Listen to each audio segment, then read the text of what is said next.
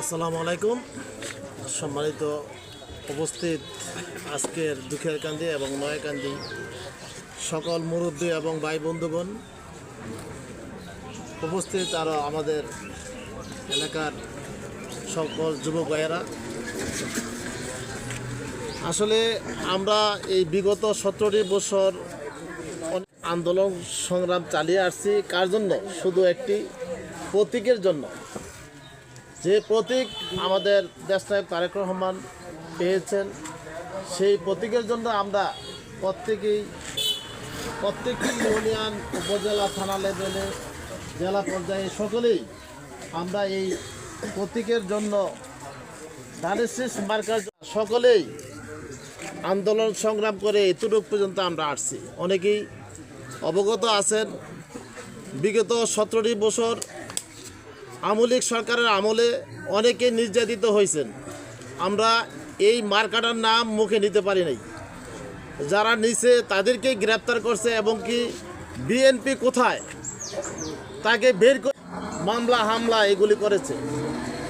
অতএব আমি আপনাদের কাছে বিনীত অনুরোধ রাখবো, আপনারা বিগত সরকারের আমলে যেগুলি কাজকর্ম চালিয়ে গেছে আমরা ইনশাল্লাহ করব না।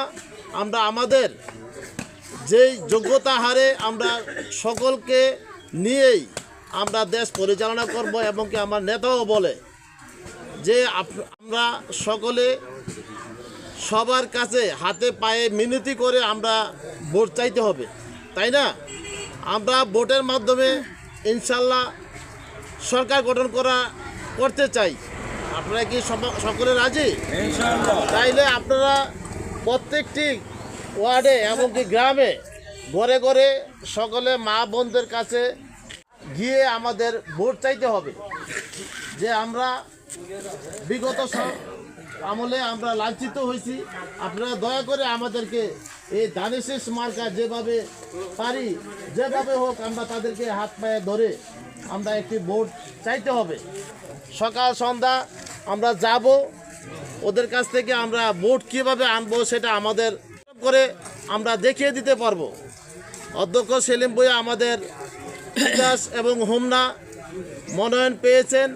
আমরা আশাবাদী ইনশাল্লাহ বিপুল ভোটে নারায়ণদা ইউনিয়ন 1 নং ওয়ার্ড থেকে আমরা বিপুল ভোটে জয়যুক্ত করব, সে আশাবাদী আমরা সকলে। এবং কি আপনারা সকলে আমাদের পাশে থাকবেন। আমরা যারা পদ পদবিতে আছি, দেখেন আসলে অনেকেই আমাকে নিয়ে একটু মন্তব্য করে। আমি একটা কমিটি পেয়েছিলাম, খুব অত্যন্ত দুঃখজনক, অনেক পরিশ্রমের কারণে, যাই হোক কিছু ভুল প্রান্তের কারণে আমাকে কিছুদের জন্য সামরিক বহিষ্কার করেছেন। তো সেটা আমাকে পদ থেকে বহিষ্কার করেছেন, কিন্তু আমি দল থেকে বহিষ্কার করি নাই। আমি দলকে ভালোবাসি, যতদিন আছে আমি এই দলকে ভালোবেসে যাব। এবং কি আমার জীবনে আমি বহুত আন্দোলন সংগ্রামে উপস্থিত ছিলাম। আপনারা যারা এখানে অবগত আছেন, ফেসবুকে অনলাইনে দেখছেন, ইনশাল্লাহ আমি যতদিন থাকবো আমি ধানের শীষের পক্ষে কাজ করে যাব। আর এই 2 গ্রাম আমরা চাই সকলেই মিলেমিশে যাতে আমরা এককভাবে আমাদের কেন্দ্রটাকে সুন্দরভাবে পরিচালনা করে এবং কি ধানের শীষ মার্কা জয়যুক্ত করে আমরা অধ্যাপক সেলিম স্যারকে আমরা জয়যুক্ত করে ফুলের মালা দিয়ে তাকে সংসদে পাঠাবো।